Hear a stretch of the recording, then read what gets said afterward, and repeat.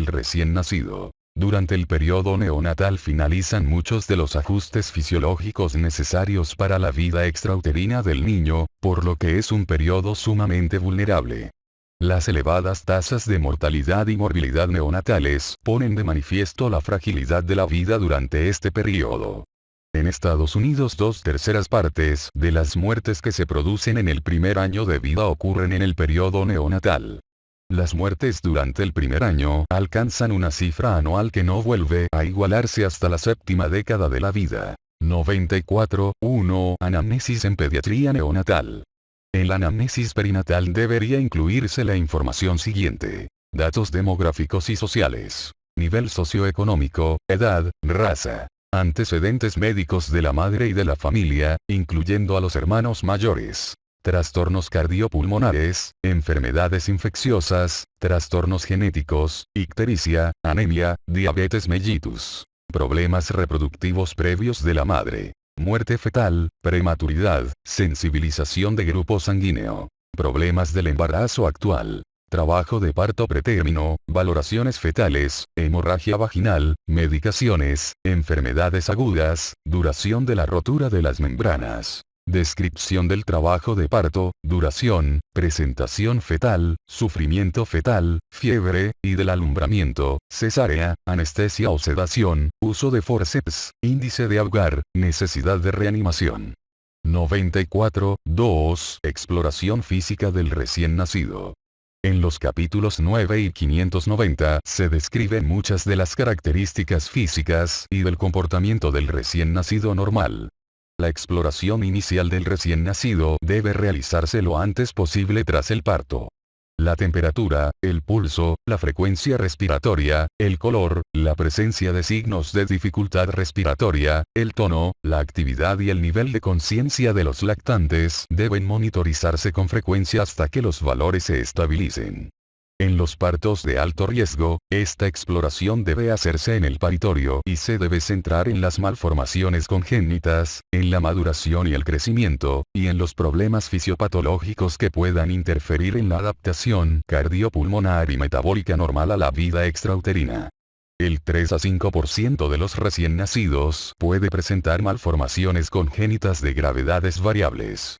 Una vez estabilizada la evolución en el paritorio, se debe realizar una segunda exploración, más detallada, durante las 24 horas siguientes. Si el lactante permanece en el hospital durante más de 48 horas, se debe repetir la exploración en las 24 horas previas a la alta hospitalaria.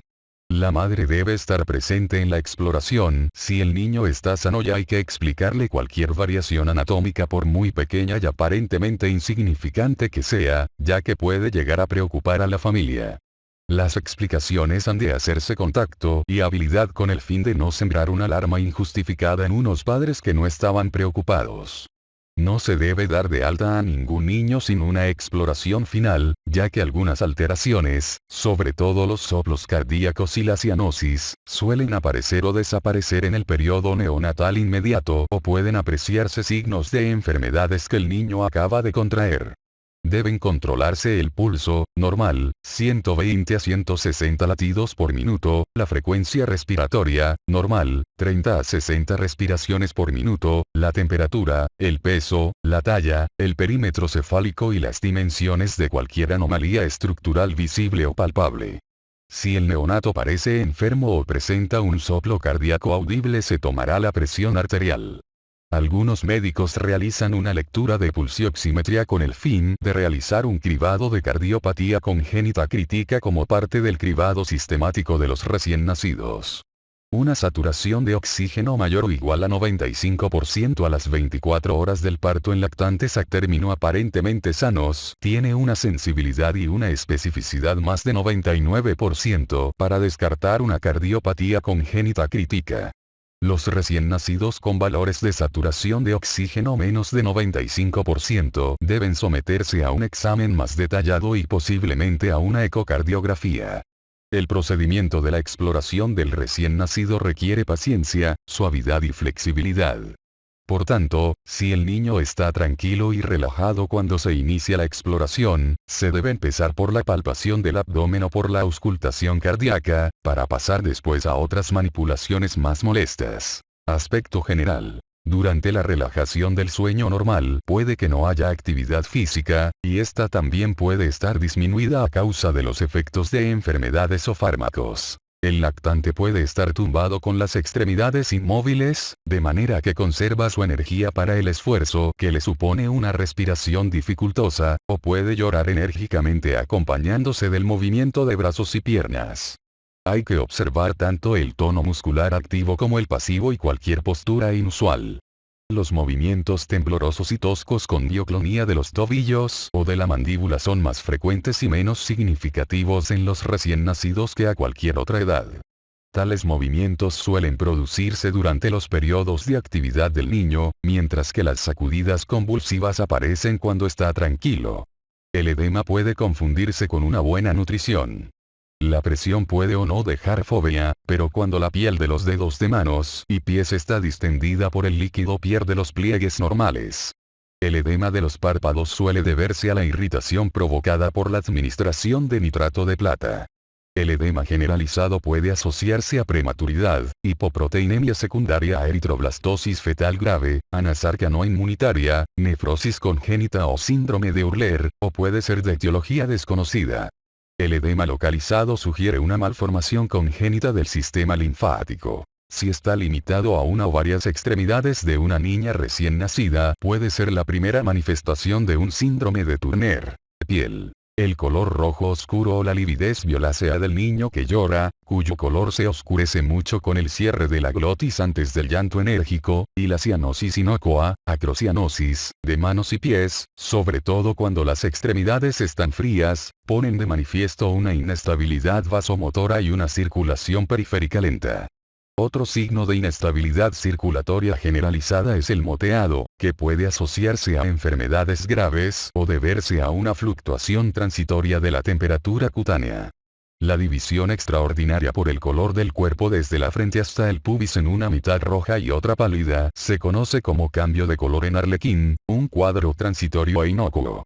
La palidez de la insuficiencia circulatoria o de la anemia puede enmascarar una cianosis significativa. Por otro lado, la concentración relativamente alta de hemoglobina de los primeros días de vida y la delgadez de la piel pueden combinarse y producir un aspecto cianótico con una PaO2, presión arterial parcial de oxígeno, más elevada que en niños mayores. La cianosis localizada se distingue de la equimosis por la palidez momentánea, con cianosis, que aparece tras la presión. La misma maniobra permite demostrar la presencia de ictericia. La palidez puede ser debida a asfixia, anemia, shock o edema. El reconocimiento precoz de la anemia puede dar lugar a un diagnóstico de eritroblastosis fetal, hematoma subcapsular del hígado o del vaso, hemorragia subdural o transfusión fetomaterna o gemelo-gemelar. Los lactantes posmaduros y no anémicos suelen mostrar una piel más pálida y gruesa que la de los lactantes prematuros o nacidos a término. El aspecto rojo rubicundo de la plétora se asocia a policitemia. En el capítulo 647 se describen el vérnix y los hemangiomas capilares, maculares transitorios frecuentes de los párpados y del cuello. Los hemangiomas cavernosos son masas más profundas de color azul que si son grandes pueden atrapar plaquetas y dar lugar a coagulación intravascular diseminada o alterar la función de los órganos vecinos. Después de un parto difícil se pueden observar petequias diseminadas en la zona de presentación, sobre todo en el cuero cabelludo o en la cara. En más del 50% de los niños de raza negra, indios estadounidenses o de origen asiático y, en ocasiones también en los de raza blanca, se observan áreas bien delimitadas de pigmentación azul pizarra en las nalgas, la espalda y otras regiones del cuerpo denominadas manchas mongólicas. Estas manchas son benignas, no tienen ningún significado antropológico a pesar de su nombre y suelen desaparecer durante el primer año de vida. El vérnix, la piel y sobre todo el cordón pueden aparecer tenidos de un color amarillento parduzco si el líquido amniótico se ha coloreado por el paso de meconio antes del parto o durante el mismo. La piel de los recién nacidos prematuros es fina y delicada y suele ser de un color rojo oscuro. Los muy prematuros tienen una piel casi gelatinosa y translúcida. El cráneo y las cejas suelen estar cubiertos de un pelo fino, blando e inmaduro denominado lanugo, que también puede cubrir la cara de los prematuros. En muchos lactantes a término el vello infantil ya ha sustituido al lanugo o este se ha perdido. Un mechón de pelo sobre la columna lumbosacra debe hacer pensar en una anomalía subyacente, como espina bífida oculta, una fístula pilonidal o un tumor. En los niños muy prematuros las uñas son rudimentarias, pero pueden sobresalir de las puntas de los dedos en los posmaduros.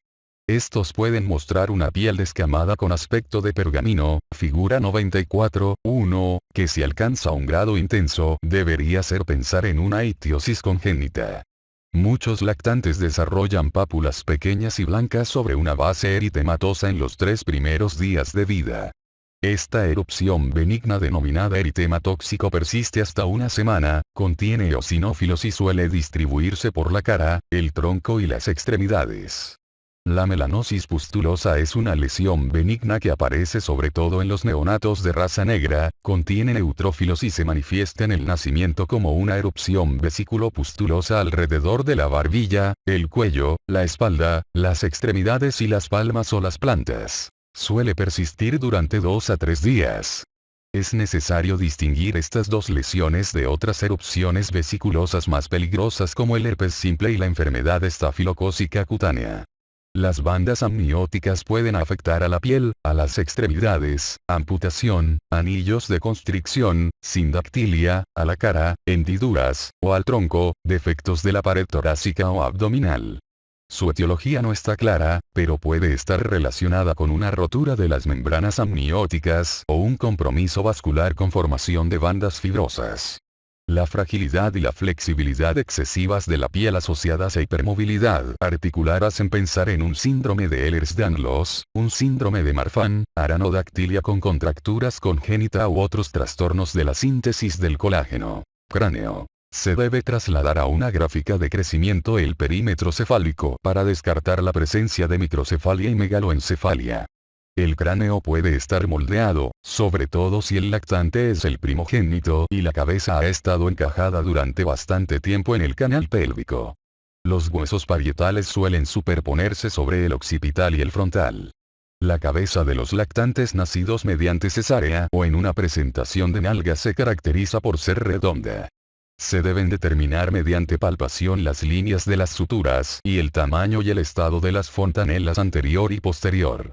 La fusión prematura de las suturas, sinostosis craneal, provoca un reborde duro inamovible sobre la sutura y un cráneo con una forma anómala. El tamaño de las fontanelas es sumamente variable al nacer. Si son pequeñas, la anterior suele aumentar de tamaño durante los primeros meses de vida. La persistencia de unas fontanelas anterior, normal, 20 más menos 10 milímetros, y posterior excesivamente grande se ha relacionado con distintos trastornos, tabla 94.1. Unas fontanelas persistentemente pequeñas sugieren microcefalia, craneosinostosis, hipertiroidismo congénito o huesos wormianos, mientras que la existencia de una tercera fontanela, aunque puede verse en niños pretérmino, hace pensar en una trisomía del cromosoma 21.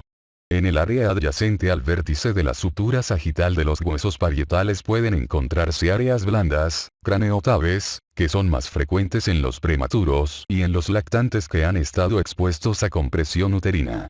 Aunque no suelen tener mayor importancia, si persisten estas áreas blandas debe investigarse una posible causa patológica. Las áreas blandas en la región occipital hacen pensar en una calcificación irregular y en la formación de huesos wormianos asociados a osteogénesis imperfecta, disostosis cleidocraneal, cráneo lacunar, cretinismo y, a veces, síndrome de Down. La transiluminación del cráneo anormal en una habitación oscura seguida de ecografía o resonancia magnética permite descartar la hidranencefalia y la hidrocefalia. Una cabeza excesivamente grande, megalencefalia, sugiere hidrocefalia, tesaurismosis, acondroplasia, gigantismo cerebral, síndromes neurocutáneos o errores innatos del metabolismo, o puede tratarse de una característica familiar. El cráneo de los lactantes prematuros puede hacer pensar en hidrocefalia a causa del crecimiento relativamente mayor del encéfalo en comparación con los demás órganos. La depresión del cráneo, indentación, fractura, deformidad en pelota de ping-pong, suele deberse a la presión focal prolongada de los huesos de la pelvis materna en el periodo prenatal. Las zonas de cuero cabelludo atrófico o con alopecia pueden ser un signo de aplasia cutánea congénita, esporádica o autosómica dominante, o asociada a trisomía del cromosoma 13, una deleción del cromosoma 4 o un síndrome de Johansson-Blitzard. La deformación plagiocefálica puede ser secundaria a la presión intrauterina ejercida sobre el cráneo y se pone de manifiesto por la existencia de un cráneo asimétrico y una cara con orejas mal alineadas. Se asocia a tortícolis y presentación cefálica. Cara. Se debe observar su aspecto general, con especial atención a las características dismórficas, como la presencia de pliegues epicánticos, ojos excesivamente separados o excesivamente juntos, microftalmia, asimetría, surco nasolabial grande y orejas de implantación baja, que se suelen asociar a diversos síndromes congénitos. La asimetría de la cara puede deberse a parálisis del séptimo par craneal, hipoplasia del músculo depresor en el ángulo de la boca o una postura fetal anómala. Cuando la mandíbula se ha mantenido apoyada contra el hombro o contra una extremidad durante el periodo intrauterino, puede presentar una desviación llamativa con respecto a la línea media. La parálisis facial simétrica sugiere ausencia o hipoplasia del núcleo del séptimo par, síndrome de Mobius.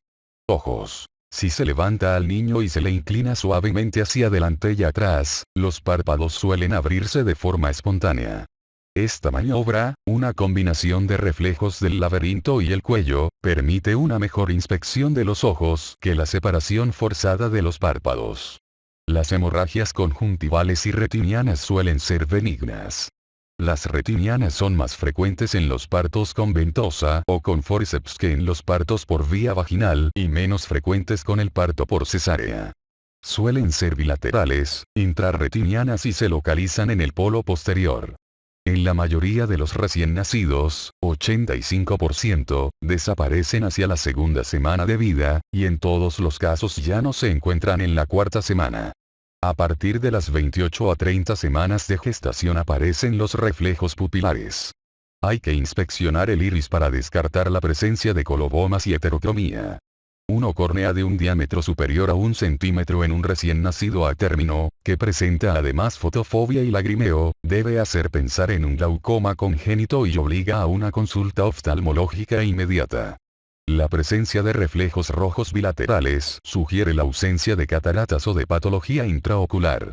La leucocoria, reflejo pupilar blanco, sugiere cataratas, tumor, corioretinitis, retinopatía de la prematuridad o persistencia de un vítreo primario hiperplásico, y justifica una consulta oftalmológica inmediata. Oídos. En ocasiones se observan deformidades del pabellón auricular.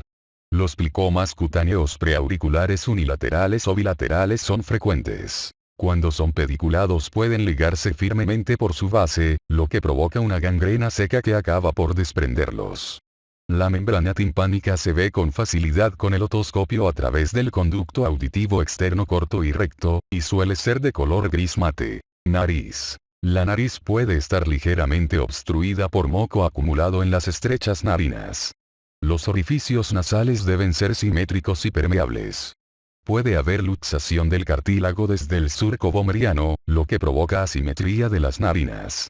La obstrucción anatómica de las vías nasales debida a atresia de coanas, unilateral o bilateral, produce dificultad respiratoria. Boca. Cuando la boca es normal rara vez se observa una dentición precoz formada por dientes congénitos, presentes al nacer, o neonatales, erupción después del nacimiento, en la posición de los incisivos inferiores o en localizaciones aberrantes. Estos dientes se caen antes de la erupción de los de leche.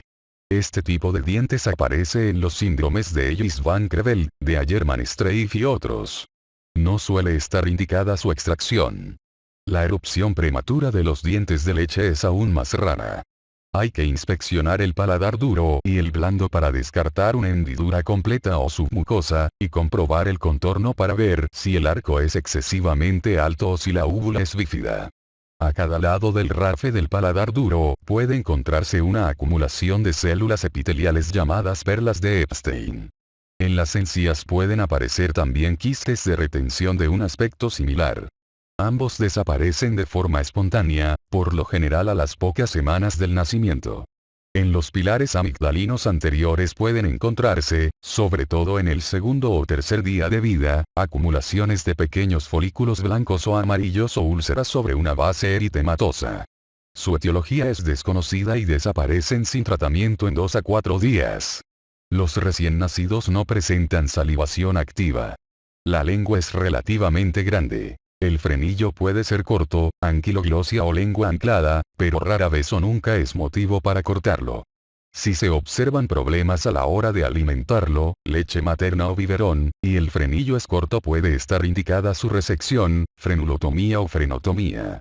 La frenotomía puede mitigar el dolor del pezón materno y mejorar los índices de amamantamiento más rápidamente que sin tratamiento, pero con el tiempo, los recién nacidos no tratados con frenotomía también consiguen alimentarse de manera satisfactoria. En ocasiones la mucosa sublingual forma un pliegue sobresaliente.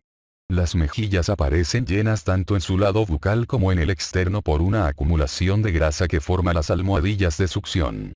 Estas, así como el tubérculo labial del labio superior, callo de succión, desaparecen cuando acaba el proceso de succión. Una tumoración bucal del tamaño de una canica suele deberse a necrosis grasa benigna idiopática. La garganta del recién nacido es difícil de ver porque el arco del paladar está bajo. Hay que observarla con claridad, puesto que es fácil pasar por alto una hendidura palatina posterior o de la úvula. Las amígdalas son pequeñas. Cuello. El cuello es relativamente corto. Las anomalías no son frecuentes, pero pueden consistir en bocios, higromas quísticos, restos de las hendiduras branquiales, teratomas, hemangiomas y lesiones del músculo esternocleidomastoideo que se deben probablemente a traumatismos o a una postura fija dentro del útero, que dan lugar, respectivamente, a un hematoma o a fibrosis. En el tortícolis congénito la cabeza gira hacia el lado afectado mientras la cara lo hace hacia el lado opuesto. Si no se trata pueden aparecer plagiocefalia, asimetría facial y hipoplasia. La piel redundante o las membranas en las niñas recién nacidas sugieren linfedema intrauterino y síndrome de Turner. Hay que palpar ambas clavículas para descartar posibles fracturas. Tórax. La hipertrofia mamaria es frecuente y puede aparecer secreción láctea, aunque no se debe exprimir. La asimetría, el eritema, la induración y el dolor a la palpación deben hacer pensar en una mastitis o en un absceso mamario. Hay que buscar la existencia de pezones supernumerarios, invertidos o excesivamente separados con un tórax en escudo, que sugiere un síndrome de Turner. Pulmones. Es mucho lo que puede descubrirse observando la respiración. Las variaciones normales de la frecuencia y del ritmo son características y lo hacen de acuerdo con la actividad física, el estado de vigilia o el llanto. Como estas fluctuaciones son rápidas, la frecuencia respiratoria debe medirse durante un minuto completo con el niño en reposo, a ser posible dormido. En estas circunstancias, la frecuencia habitual del recién nacido a término es de 30 a 60 respiraciones por minuto. En los prematuros es mayor y sus fluctuaciones más amplias. Una frecuencia constante superior a 60 respiraciones por minuto durante periodos de respiración regular que persiste más de una hora después del nacimiento suele apuntar hacia una enfermedad cardíaca, pulmonar o metabólica, acidosis. El niño prematuro puede respirar con un ritmo de Cheyne-Stokes, conocido como respiración periódica, o con una irregularidad total. La respiración jadeante, a veces junto con movimientos espasmódicos de la boca y la barbilla, son signos importantes de deterioro de los centros respiratorios. La respiración de los recién nacidos es casi por completo diafragmática. Durante la inspiración, la parte frontal blanda del tórax suele deprimirse mientras el abdomen sobresale. Si el niño está tranquilo, relajado y tiene un color bueno, este movimiento paradójico no significa necesariamente que la ventilación sea insuficiente. Por otra parte, la respiración dificultosa con retracciones sugiere un síndrome de dificultad respiratoria, neumonía, anomalías o trastornos mecánicos de los pulmones. Un llanto débil, lastimero, persistente o intermitente, silbante o un quejido durante la expiración hacen pensar en una posible enfermedad cardiopulmonar grave o una sepsis, y obligan a una atención inmediata. Si es benigno, el quejido desaparece 30 a 60 minutos tras el nacimiento. El aleteo nasal y las retracciones de los músculos intercostales y del esternón son signos frecuentes de afectación pulmonar. Normalmente, los ruidos respiratorios suelen ser broncovesiculares. La sospecha de patología pulmonar ante la disminución de los ruidos respiratorios, la aparición de roncus, retracciones o cianosis obliga a solicitar una radiografía de tórax para confirmar el diagnóstico. Corazón. Es difícil determinar el tamaño cardíaco debido a las variaciones normales de la forma y el tamaño del tórax.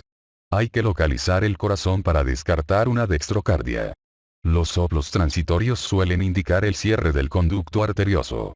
Aunque las cardiopatías congénitas pueden no ir acompañadas inicialmente de un soplo, una parte importante de los lactantes con soplos detectados durante la exploración neonatal rutinaria presenta una malformación subyacente. Cuando cabe la posibilidad de una lesión importante, es esencial realizar un estudio ecocardiográfico, sobre todo si las saturaciones de oxígeno son inferiores al 95%. La frecuencia cardíaca oscila normalmente entre 110 a 140 latidos por minuto en reposo, pero lo habitual es que oscile desde los 90 latidos por minuto durante el sueño relajado hasta los 180 latidos por minuto en los periodos de actividad. La frecuencia aún mayor de la taquicardia supraventricular, más de 220 latidos por minuto, se calcula mejor con el electrocardiograma o la monitorización cardíaca que con la auscultación. Los niños prematuros suelen tener una frecuencia cardíaca en reposo mayor, de hasta 160 latidos por minuto, pero pueden presentar una bradicardia sinusal de aparición brusca secundaria a apnea. Se deben palpar los pulsos en las extremidades superiores e inferiores, tanto al ingreso como antes del alta del nido, para descartar una posible coartación aórtica. La medición de la presión arterial puede ser una ayuda valiosa para el diagnóstico de los niños enfermos. El método oscilométrico es el más sencillo y preciso de los métodos incruentos disponibles. En determinadas circunstancias puede estar indicada la medición directa continua de la presión arterial mediante un catéter en la arteria umbilical, sobre todo en niños sometidos a una vigilancia estrecha en una unidad de cuidados intensivos, figura 94.2. Abdomen. El hígado se suele palpar, a veces hasta 2 centímetros por debajo del reborde costal. Es menos frecuente palpar la punta del vaso. En general, con la palpación profunda se puede determinar el tamaño aproximado y la localización de cada riñón. En ningún otro momento de la vida varía tanto la cantidad de aire del aparato gastrointestinal, ni es tan grande en circunstancias normales. En el momento de nacer el aparato gastrointestinal carece de aire, ya que el gas empieza a tragarse poco después de nacer, por lo que en las radiografías tomadas a las 24 horas de vida debe encontrarse normalmente aire en el recto. La pared abdominal suele ser débil, sobre todo en los prematuros, y es frecuente encontrar diástasis de los rectos y hernia umbilical, sobre todo en lactantes de raza negra. Cualquier masa inusual se debe estudiar de inmediato con ecografía. Las alteraciones renales son la causa más frecuente de masas abdominales en los neonatos. Las masas quísticas abdominales pueden consistir en hidronefrosis, riñones displásicos poliquísticos, hemorragias suprarrenales, hidrometrocolpos, duplicación intestinal o quistes del colédoco, del ovario, del epiplono del páncreas. Las masas sólidas pueden corresponder a neuroblastomas, nefromas mesoblásticos congénitos, hepatoblastomas o teratomas. Una masa sólida en el costado puede deberse a una trombosis de la vena renal, que se manifiesta clínicamente por hematuria, hipertensión y trombocitopenia. La trombosis de la vena renal del lactante se asocia con policitemia, deshidratación, diabetes materna, asfixia, sepsis y determinadas nefrosis y estados de hipercoagulabilidad, como las secundarias a los déficits de antitrombina 3 o proteína C. La distensión abdominal en el nacimiento o inmediatamente después hace pensar en una obstrucción o una perforación del aparato gastrointestinal, que suele deberse a un íleo meconial. Cuando aparece más tarde sugiere una obstrucción de la porción inferior del intestino, sepsis o peritonitis. Un abdomen excavado en un recién nacido apunta hacia una hernia diafragmática. Los defectos de la pared abdominal a través del ombligo producen onfaloceles y gastroscuisis cuando el defecto está en la parte lateral de la línea media. Los ónfaloceles se asocian a otras anomalías y síndromes, como el de Bequit-Wiedemann, los siameses, la trisomía 18, el mielomeningocele y el ano imperforado. La onfalitis es una inflamación aguda local del tejido periumbilical que puede extenderse hacia la pared abdominal, el peritoneo, la vena umbilical o los vasos portales y el hígado, con hipertensión portal posterior. El cordón umbilical debería tener 2 arterias y una vena. Si solo hay una arteria se debe pensar en una anomalía renal oculta. Genitales. Los genitales y las glándulas mamarias responden normalmente a las hormonas maternas que atraviesan la placenta y que provocan un aumento del tamaño y secreción de las mamas en ambos sexos y prominencia de los genitales femeninos, a veces con un considerable flujo no purulento. Estas manifestaciones transitorias no requieren ninguna intervención. La imperforación del himen u otras causas de obstrucción vaginal pueden dar lugar a hidrometrocolpos y una masa en el hemiabdomen inferior. El escroto normal en caso de nacimiento a término es relativamente grande y su tamaño puede aumentar por los traumatismos en los partos de nalgas o por un hidrocele transitorio, que hay que diferenciar de una hernia mediante palpación y transiluminación. Los testículos deben localizarse en el escroto o palparse en los conductos inguinales en los recién nacidos a término. Los lactantes de raza negra suelen presentar una pigmentación oscura en el escroto antes que el resto de la piel adquiera su coloración permanente. El escroto puede presentar equimosis secundaria a la presentación de nalgas o por hemorragia retroperitoneal. Puede contener partículas de meconio asociada a peritonitis meconial. El prepucio del recién nacido está tenso y pegajoso. Un hipospadias o un epispadias grave debe hacer pensar siempre en una anomalía de los cromosomas sexuales, o que se trata en realidad de una niña masculinizada con un clítoris aumentado de tamaño y que esto sea la primera manifestación de un síndrome génito suprarrenal. La erección del pene es frecuente y no tiene significado. Durante el parto o inmediatamente después, suele haber una micción, seguida normalmente por un periodo sin diuresis. La mayoría orina a las 12 horas de vida, y alrededor del 95% de los recién nacidos prematuros y a término lo hace durante las primeras 24 horas. Ano. Durante las primeras 12 horas después del parto el niño suele expulsar una cierta cantidad de meconio. El 99% de los recién nacidos a término y el 95% de los prematuros lo hace en las primeras 48 horas.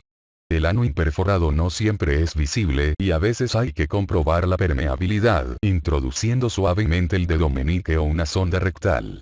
Hay que realizar un estudio radiológico. La expulsión del meconio no descarta un ano imperforado, ya que puede existir una fístula rectovaginal. El hoyuelo o una irregularidad en el pliegue cutáneo que a menudo existe en la línea media sacrococcígea puede confundirse con un trayecto fistuloso neurocutáneo real o potencial. Extremidades. Durante la exploración de las extremidades se deben observar los posibles efectos de la postura fetal para poder explicar a la madre su causa y su naturaleza habitualmente transitoria, sobre todo tras un parto de nalgas. La sospecha de una fractura o de una lesión nerviosa asociada al parto aparece sobre todo al observar la actividad espontánea o estimulada de las extremidades.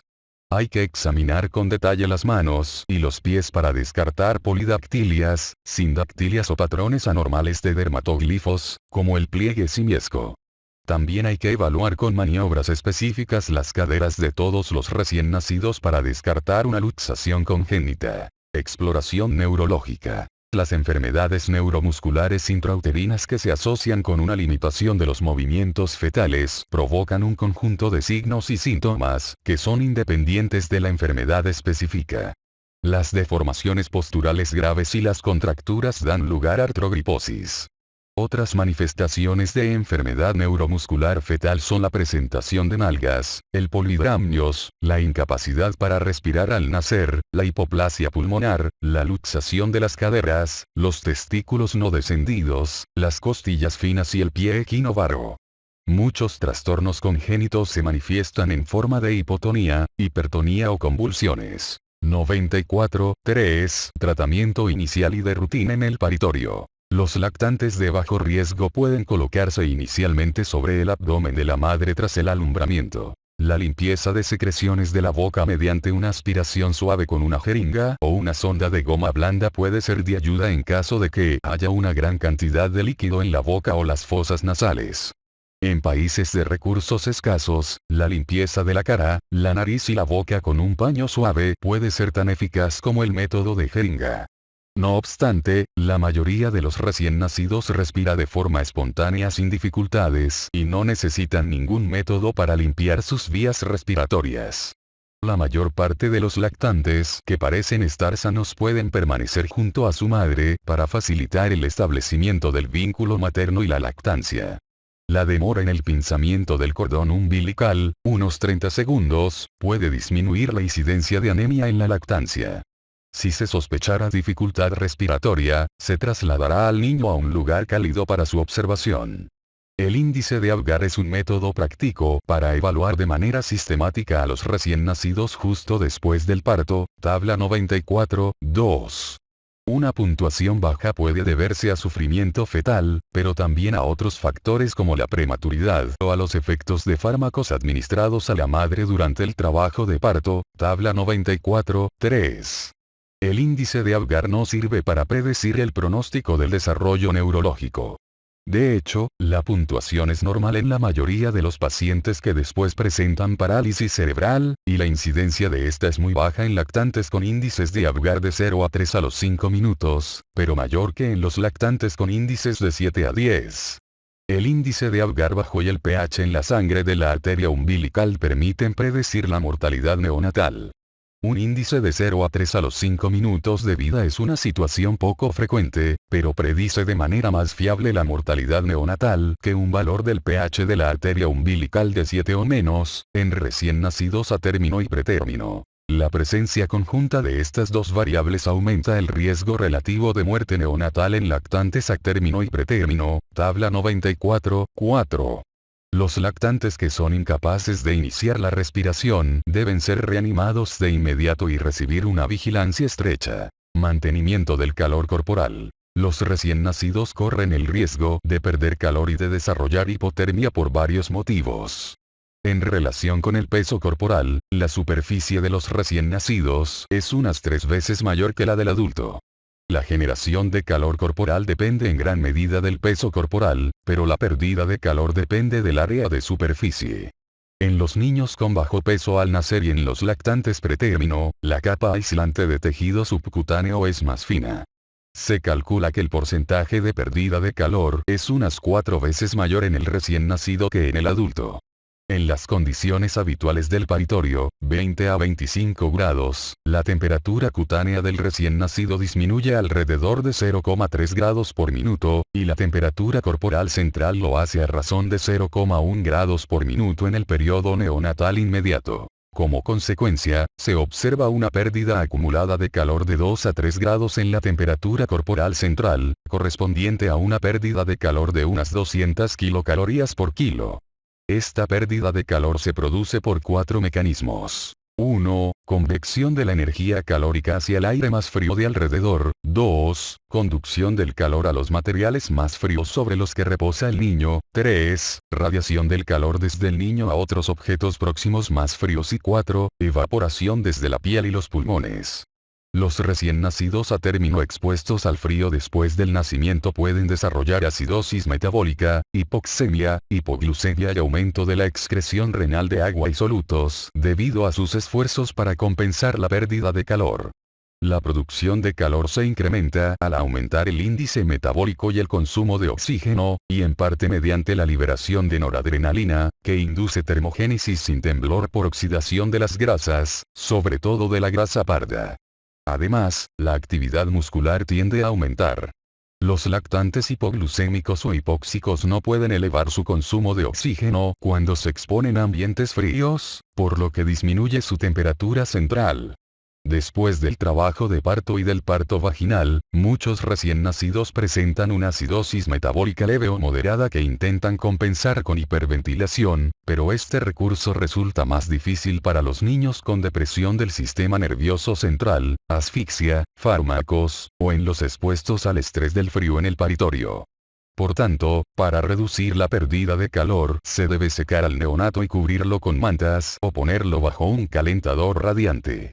El contacto piel con su madre es el método óptimo para mantener la temperatura corporal en el recién nacido estable. Como es difícil realizar las medidas de reanimación en un niño tapado o metido en una incubadora, se debe utilizar una fuente de calor radiante para calentar al niño durante la reanimación. Asepsia de la piel y el cordón. Una limpieza cuidadosa de la sangre y el líquido amniótico presentes en la superficie cutánea tras el nacimiento puede reducir el riesgo de infecciones por microorganismos de transmisión hemática. Tan pronto como se haya estabilizado la temperatura corporal del recién nacido sano, se debe limpiar la totalidad de la piel y del cordón umbilical con agua tibia o una solución de jabón neutro, aclarándolo con agua para reducir la incidencia de colonización de la piel y la región periumbilical por bacterias patógenas y las consiguientes complicaciones infecciosas. Después se debe secar y cubrir al recién nacido con mantas limpias para evitar la pérdida de calor. Para disminuir la colonización por Staphylococcus aureus y otras bacterias patógenas, se puede hacer una cura diaria del cordón umbilical con productos bactericidas o antimicrobianos, como clorhexidina, tintura triple o bacitracina. Una aplicación de tintura triple seguida de limpiezas con hisopos impregnados en alcohol 2 veces al día, hasta que se caiga el cordón, disminuye el riesgo de colonización, exudados y olor fétido del ombligo cuando se compara con el cuidado en seco, jabón y agua cuando está sucio. En los casos excepcionales de epidemias de Staphylococcus aureus en los nidos, puede recurrirse a un solo baño con hexaclorofeno. Las pomadas tópicas no deberían aplicarse a los recién nacidos pretérmino en las unidades de cuidados intensivos neonatales, ya que este tratamiento aumenta la incidencia de sepsis bacteriana. La exposición repetida o de rutina de todo el cuerpo al hexaclorofeno puede resultar neurotóxica, sobre todo en los lactantes de bajo peso al nacer, por lo que está contraindicada. El personal de enfermería debe utilizar soluciones de base alcohólica o clorhexidina o jabones antisépticos con yoduros para el lavado habitual de sus manos antes de proceder al cuidado de cada niño.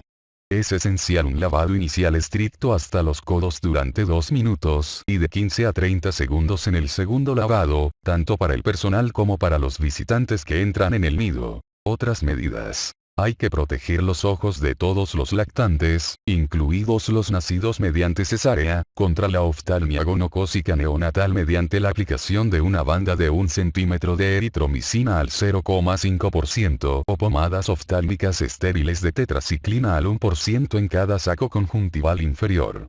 El procedimiento puede retrasarse durante el corto periodo inicial de alerta tras el parto para facilitar el vínculo, pero cuando se aplican, las gotas no deben enjuagarse. La solución de nitrato de plata al 1% es una alternativa aceptable, pero condiciona la aparición de una conjuntivitis química transitoria en el 10 a 20% de los casos. Aunque la hemorragia del recién nacido puede deberse a factores distintos del déficit de vitamina K, se recomienda administrar una inyección intramuscular de 0,5 a 1 miligramos de vitamina K hidrosoluble, fitonadiona, a todos los neonatos justo después del parto con el fin de evitar la enfermedad hemorrágica del recién nacido. La vitamina K por vía oral no es tan eficaz como la dosificación parenteral. Se recomienda la vacunación contra la hepatitis B antes del alta del nido a todos los recién nacidos con un peso más de 2 kilos, independientemente del estado de hepatitis materno. Existen pruebas de detección selectiva neonatal de diversas enfermedades genéticas, metabólicas, hematológicas y endocrinas.